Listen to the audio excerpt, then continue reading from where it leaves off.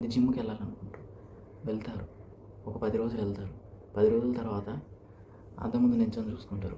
నా బాడీ ఒకరిని జెన్యూన్‌గా లవ్ చేస్తారు. కానీ కొన్ని రోజుల తర్వాత మళ్ళీ భయం మొదలైద్ది వీళ్ళకి. హలో ఫ్రెండ్స్, అందరికీ నమస్తే. షైన్ మోటివేషన్ ఛానల్కి స్వాగతం, సుస్వాగతం. మన లైఫ్లో బిగ్గెస్ట్ స్ట్రెస్ ఏంటి తెలుసా?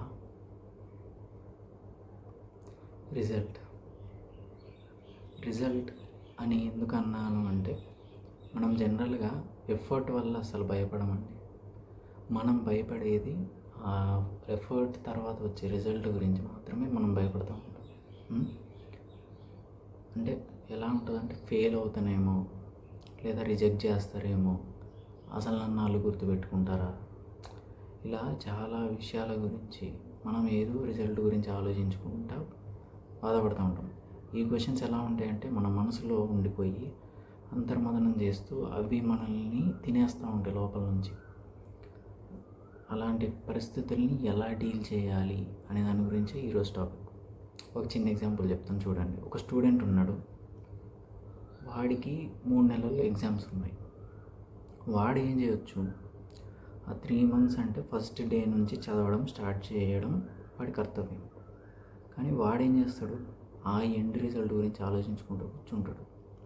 అంటే పాస్ అవ్వకపోతే నా పరిస్థితి ఏంటి, లేదా మా పేరెంట్స్ డిసప్పాయింట్ అవుతారు కదా, చివరికి ఈ ఆలోచనలన్నీ పెట్టేసుకొని నన్ను ఎవడో అవమానిస్తాడు, ఇలా లాస్ట్కి ఏమైపోతాడంటే వీడు ఈ ఆలోచనలతోని భయం ఎక్కువైపోయి ఫోకస్ తగ్గిపోద్ది.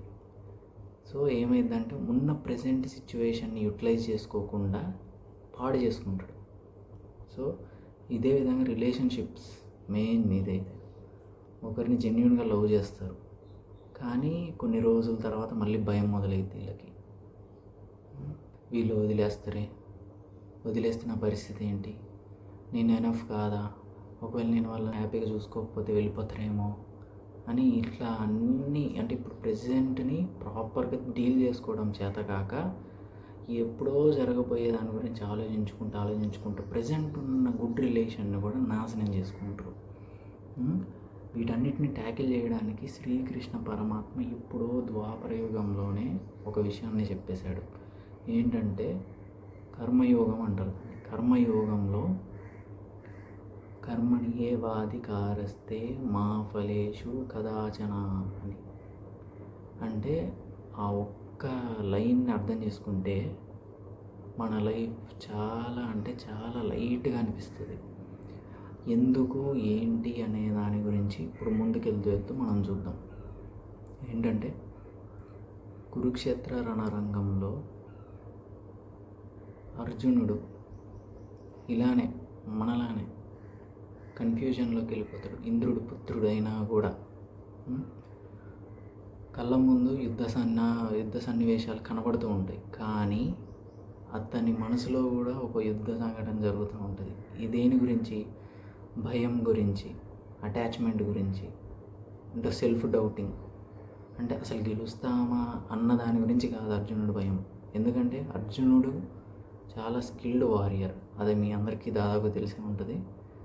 సో అసలు మనం చేసే పని కరెక్టేనా, నేను తప్పు చేస్తున్నానేమో, నిజం కోసం ఇంత చేయడం అవసరం లేదేమో అని ఇట్లా చాలామందిని చంపేస్తాను, చాలామంది చచ్చిపోతారు కదా అని, నేను ఇప్పుడు యుద్ధం చేయడం ఆపేస్తే ఇది ఏమి ఉండదు కదా, ప్రాణ నష్టం, ఇట్లా ఇవన్నీ ఆలోచించుకుంటా పని చేయడం మానేస్తాడు అనమాట.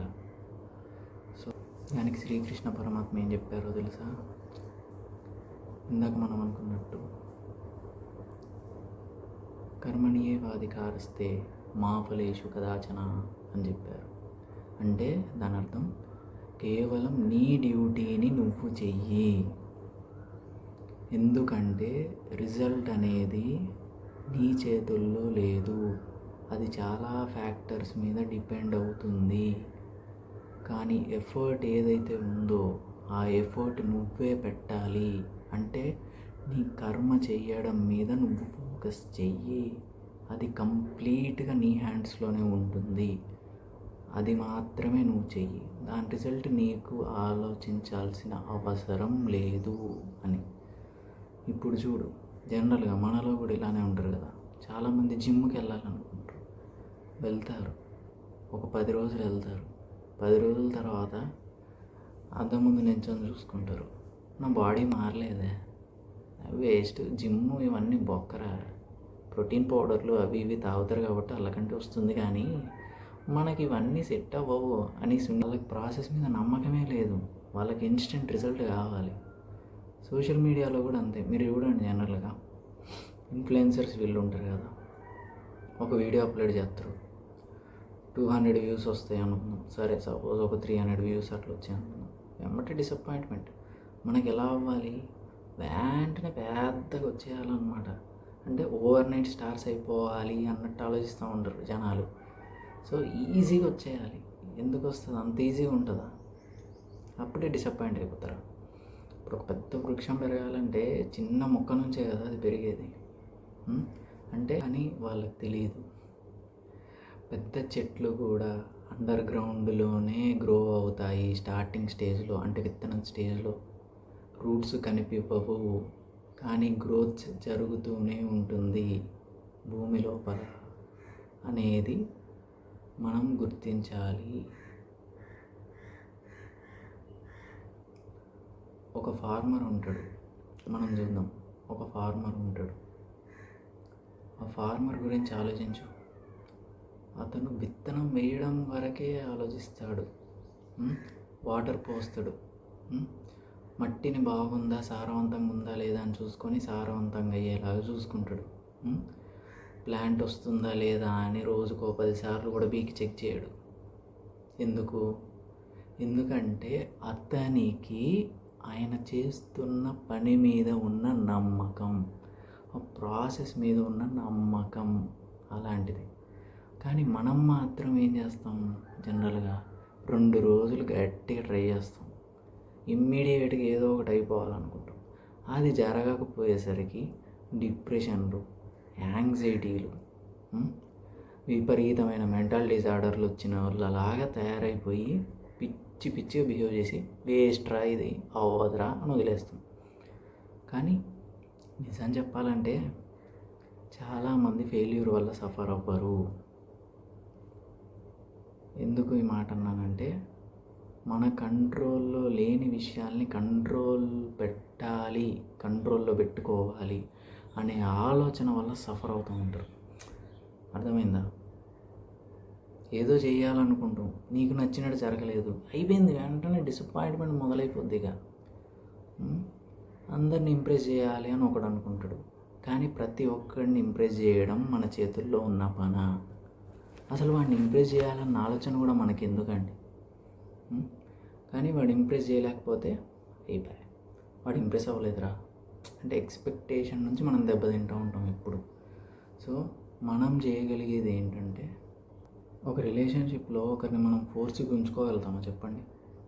లేదు కదా, అందరిని ఇంప్రెస్ చేయలేం కదా. అదే మనం ఆలోచించాలన్నమాట. ఎవ్రీ సిచ్యువేషన్ని ప్రాపర్గా ఇదే జరుగుద్ది అని మనం ప్రిడిక్ట్ చేయగలుగుతామా? లేదు కదా. కానీ మనం చేయగలిగేది ఏంటి? కేవలం ఎఫర్ట్ పెట్టగలుగుతాం, డిసిప్లైన్డ్గా మెయింటైన్ చేయగలుగుతాం, డిసిప్లైన్గా ఉండగలుగుతాం, ఒక మంచి క్యారెక్టర్ని అయితే బిల్డ్ చేసుకోగలుగుతాం కదా. ఇవైతే మన చేతుల్లోనే ఉన్నాయి కదా. సో మనము ఇప్పటి నుంచి ఒక రెజల్యూషన్ తీసుకొని అనుకుందాం. ఈ వీడియో ఇప్పుడు ఎవరైతే చూస్తున్నారో మీరందరూ కూడా ఒక మాట గట్టిగా అనుకోండి, అంటే ఇప్పటి నుంచి నేను పని చేస్తాను, కర్మ మాత్రమే నా చేతుల్లో ఉంది, ఏదైతే నా చేతుల్లో లేదో దాని గురించి నేను ఇప్పుడు ఆలోచించదలుచుకోవట్లేదు, రిజల్ట్ గురించి నాకు అనవసరం, సర్వం శ్రీకృష్ణ అర్పణమస్తు అన్నట్టుగా శ్రీకృష్ణుని పాదాల మీద పెట్టేయండి మీ ప్రతిఫలాన్ని, పని యొక్క ఫలితాన్ని. అప్పుడు చూడండి, మీరేం చేసినా మీకేమనిపించదు. నా అహం కర్త హరిహి కర్త అన్న భావనతో చేయండి. అప్పుడు మీకు మళ్ళీ కర్మ కూడా అంటుకోదు. కర్మ సిద్ధాంతం గురించి కూడా మనం లేటర్ ఆన్ వీడియోస్లో డిస్కస్ చేద్దాం. కర్మ సిద్ధాంతం అనేది అదో పెద్ద టాపిక్, దాని గురించి తప్పకుండా మనం ఫ్యూచర్ వీడియోస్లో డిస్కస్ చేద్దాం. సో మనం ఇప్పుడు ప్రజెంట్ ఏం చేయగలుగుతామంటే అనేదాన్ని మాత్రం మన చేతుల్లోనే ఉంది కదా. కృష్ణ పరమాత్మ చెప్పింది, నీ పీస్ గురించి నువ్వు ఆలోచించు, నువ్వు నీ బెస్ట్ ఇవ్వు, మిగతాదంతా రిజల్ట్ నాకు వదిలే. ఇది ఇమాజిన్ చేసుకో. రిజల్ట్ ఫియర్ లేకుండా వర్క్ చేస్తే ఆ కిక్కే వేరు ఉంటుంది. ఎంత ఫ్రీగా ఫీల్ అవుతావో నువ్వే అబ్జర్వ్ చేయి, ప్రయత్నించి చూడు, పోయిందేముంది. చాలా ట్రై చేసి ఉంటారు కదా, ఇది కూడా ట్రై చేసి చూడండి. అప్పుడు ఓవర్ థింకింగ్ తగ్గిపోద్ది, స్ట్రెస్ తగ్గిపోద్ది, కంపారిజన్ ఉండదు.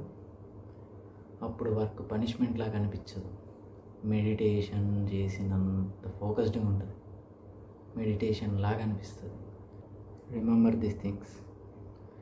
నీ రెస్పాన్సిబిలిటీ ఎఫర్ట్ పెట్టే వరకే, రిజల్ట్ని పట్టుకొని స్ట్రెస్ పడటం కాదు, నీ పీస్ని నువ్వు డిస్ట్రాయ్ చేసుకోవడం కాదు.